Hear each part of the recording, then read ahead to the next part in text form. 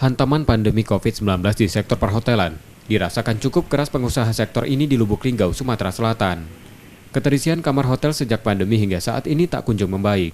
Mulai dilakukannya vaksinasi COVID-19 yang dimulai 13 Januari 2021, dijadikan pengusaha hotel kota ini sebagai secerca harapan untuk memperbaiki usahanya.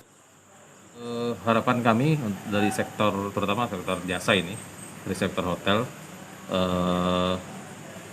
COVID ini segera berakhir, mereda, dan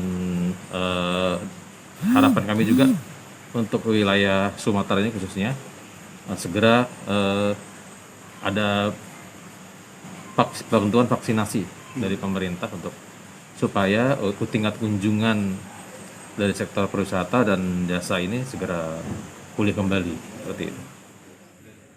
Vaksin diyakini pengusaha hotel sebagai jalan keluar bisnisnya.